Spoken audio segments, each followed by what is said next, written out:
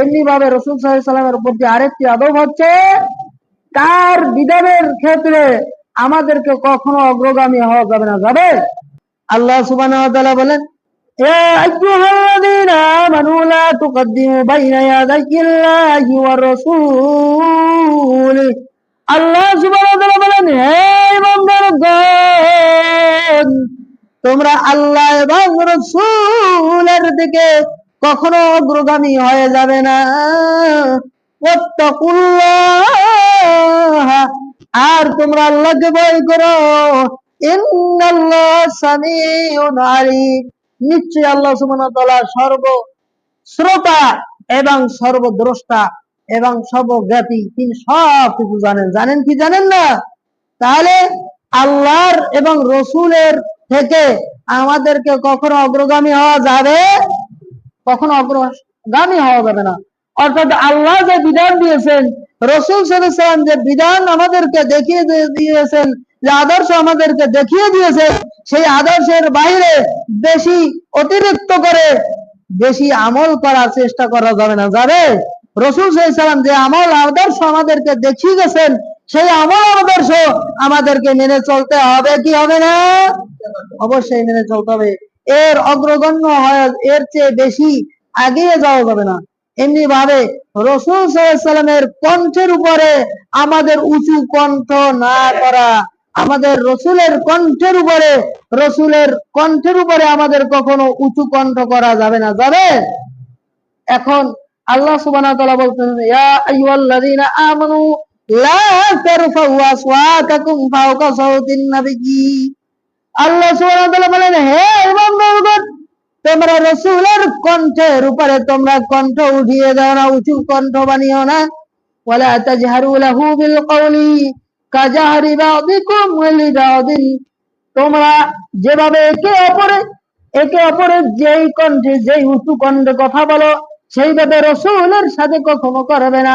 কারণ আন তাহবাতা আমালুকুম, যদি তোমাদের কণ্ঠ রাসূলের কণ্ঠের উপরে উঁচু করে থাকো, তাহলে তোমাদের সমস্ত আমলগুলো বরবাদ হয়ে যাবে। নাউযুবিল্লাহ। এরপরে আল্লাহ সুবহানাহু ওয়া তাআলা বললেন, ওয়া আনতুম লা তাশউরুন, তোমাদের সমস্ত আমল যে বরবাদ হয়ে যাবে এটা তোমরা বুঝতেও পারবে না। নাউযুবিল্লাহ। তাহলে এখন আমাদের সম্মুখে রাসূল সাল্লাল্লাহু আলাইহি ওয়াসাল্লাম বিদ্যমান নাই, তাহলে আমরা রসুলের কণ্ঠের উপরে কিভাবে কণ্ঠ উঁচু করতে পারি? প্রশ্ন আসতে পারে কি পারে না? এই প্রশ্নের জবাব হচ্ছে, রাসূল সাল্লাল্লাহু আলাইহি ওয়াসাল্লাম আমাদেরকে যে বিধান দিয়ে গেছেন, যে হাদিসগুলো আমাদের বর্ণনা করে গিয়েছেন, সাহাবায়ে কেরাম বর্ণনা করেছেন যে হাদিসগুলো, এই হাদিস রাসূল সাল্লাল্লাহু আলাইহি ওয়াসাল্লাম যে আমলগুলো আমাদেরকে দেখিয়ে গেছেন, এই আমলের উপর থেকে অতিরিক্ত বেশি বুঝে আমল করার চেষ্টা করা যাবে না। রাসূল সাল্লাল্লাহু আলাইহি ওয়াসাল্লাম যে কথাগুলো বলেছেন, এই কথার উপরে অতিরিক্ত বেশি আমল, বেশি বুজুর্গি আমাদেরকে দেওয়া যাবে না। দেখানো যাবে? সেই কথা আল্লাহ সুবহানাহু ওয়া তাআলা এখানে বুঝিয়েছেন। তাহলে এই এই আয়াতের সাথে তাহলে আমরা সেইভাবে আমল করা যাবে। যাবে কি যাবে না? যাবে। এমনি ভাবে রাসূল সাল্লাল্লাহু আলাইহি ওয়াসাল্লামের ন্যায়, রাসূল সাল্লাল্লাহু আলাইহি ওয়াসাল্লামের আহ্বানের ন্যায় আমাদেরকে অন্যের আহ্বানের মতো মনে করা যাবে না। যেমন রাসূল সাল্লাল্লাহু আলাইহি ওয়াসাল্লাম আমাদেরকে যেই বিধানের উপরে আমাদেরকে দেখেছেন, সেটা সাধারণ আহ্বানের মতো, সেটা সাধারণ ডাকার মতো মনে করা যাবে না। যাবে? আল্লাহ সুবহানাহু ওয়া তাআলা সেই কথা বললেন, লা তাজআলু দুআ আর-রাসূল বাইনাকুম কাদুআই বাযিকুম বাযা। তোমরা রাসূলের আহ্বানকে সাধারণ মানুষের মতো ডাকার মতো মনে করবে না। এজন্য রাসূল সাল্লাল্লাহু আলাইহি ওয়াসাল্লাম আমাদেরকে যেই বিধানের প্রতি আহ্বান জানিয়েছেন, যেই আদর্শের প্রতি আহ্বান জানিয়েছেন, এটা সাধারণ আহ্বানের মতো আমাদের মনে করা যাবে না। যাবে? সাধারণ মানুষ মনে করে দেখেছেন, সাধারণ মানুষ আমল করার জন্য বলেছেন, এইভাবে মনে করে যে না, সেটা গুরুত্বের সাথে আমাদেরকে মেনে চলতে হবে। হবে কি হবে না? অবশ্যই মেনে চলতে হবে। এমনি ভাবে রসুলের বিরোধিতা আমাদের কখনো করা যাবে না। যাবে? কখনো করা যাবে না। আল্লাহ সুবহানাহু ওয়া তাআলা বলেন, ফালিয়াহযারিল্লাযীনা ইউখালিফুনা আন আমরিহি, তাদেরকে ভয় করা দরকার। আল্লাহ বলতেছে তাদেরকে ভয় করা দরকার যারা রসুলের নির্দেশের বিরোধিতা করে, এরপরে আল্লাহ সুবহানাহু ওয়া তাআলা বললেন, আন তুসিবাহুম ফিতনা, অতি শীঘ্রই তাদেরকে ফিতনায় গ্রাস করে নিবে, এবং ওয়ায়ুসিবাহুম আযাবুন আলীম, এবং অতি শীঘ্রই তাদেরকে মর্মান্তিক শাস্তিতে গ্রাস করে নেবে। নাউযুবিল্লাহ। রসুলের আদর্শের বিরোধিতা করলে, তার নির্দেশের বিরোধিতা করলে অতি শীঘ্রই তাদেরকে ফিতনায় পতিত করে দিবে, অথবা তারা মর্মান্তিক শাস্তিতে পতিত হয়ে যাবে। নাউযুবিল্লাহ। এজন্য কখনো রসুলের বিরোধিতা করা যাবে না। যাবে এমনি ভাবে রসুলের প্রতি আমাদের আরেকটি আদব হচ্ছে, রসুলের নাম শুনলে আমাদের দরুদ পড়তে হবে। হবে কি হবে না? হাদিসের বর্ণনা এসেছে, নবী আলাইহিস সালাম বললেন, আল বাখিলুল্লাযী মান যুকিরতু ইনদাহু ফালাম ইউসাল্লি আলাইয়া, ওই ব্যক্তি সবচেয়ে বড় কৃপণ, যেই ব্যক্তির কাছে আমার নাম বলা হলো কিন্তু সেই ব্যক্তি আমার উপর দরুদ পড়লো না। নবী আলাইহিস সালাম বলেন, ওই ব্যক্তি সবচেয়ে বড় কৃপণ। নাউযুবিল্লাহ। এজন্য আমাদেরকে রসুলের প্রতি দরুদ পড়তে হবে কি হবে না? রসুল সাল্লাল্লাহু আলাইহি ওয়াসাল্লামের নাম শুনলেই আমাদেরকে সাল্লাল্লাহু আলাইহি সাল্লাম বলতে হবে। বেশি বেশি সাল্লাল্লাহু আলাইহি সাল্লাম কি করতে হবে? বলতে হবে। নবী আলাইহিস সালাম বললেন, তোমরা এই শুক্রবার বেশি বেশি দরুদ পাঠ করো, কেননা এই দরুদ আমার কাছে প্রেরণ করা হয়। সুবহানাল্লাহ। আল্লাহর পক্ষ থেকে আল্লাহর ফেরেশতারা, একদল ফেরেশতারা, এই আপনি আমি যেই কণ্ঠে যেইভাবে দরুদ পাঠ করতেছি, এই দরুদগুলো রসুলের কবরের কাছে সেই ফেরেশতাগুলো সাথে সাথে সেটা পৌঁছিয়ে দেন। সুবহানাল্লাহ। নবী আলাইহিস সালাম সাহাবায়ে কেরাম বললেন, ইয়া আল্লাহর রাসূল, আপনি তো মাটির সাথে মিশে যাবেন, তাহলে আপনি কিভাবে আপনার কাছে দরুদ পাঠ প্রেরণ করা হবে?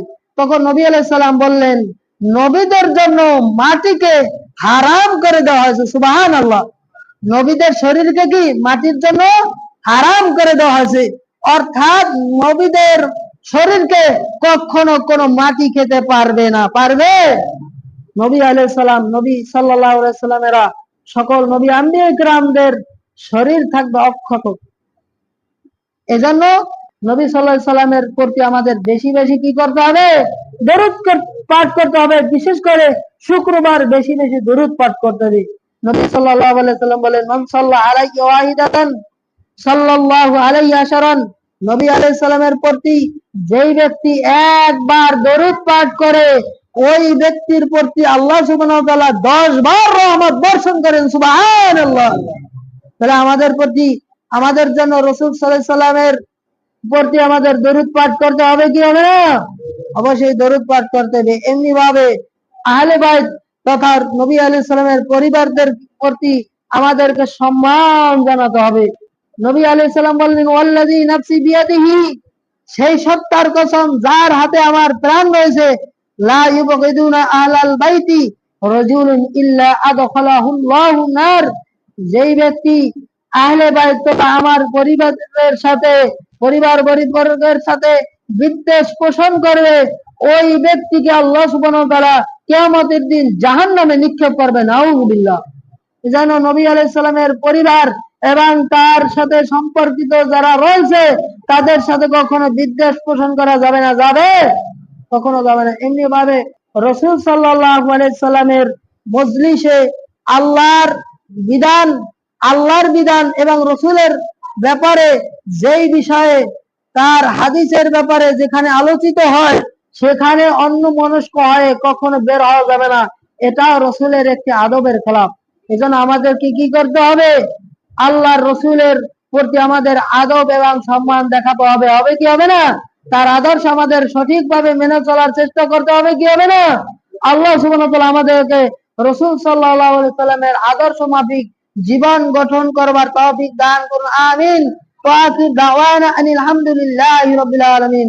আকুলু কওলি হাযা আস্তাগফিরুল্লাহ লি ওয়া লাকুম ওয়া লিসাইরিল মুসলিমিন মিন কুল্লি জামবি ওয়া আতুবু ইলাইহি। সুবহানাকাল্লাহুম্মা ওয়া বিহামদিকা আশহাদু আল লা ইলাহা ইল্লা আনতা আস্তাগফিরুকা ওয়া আতুবু ইলাইক।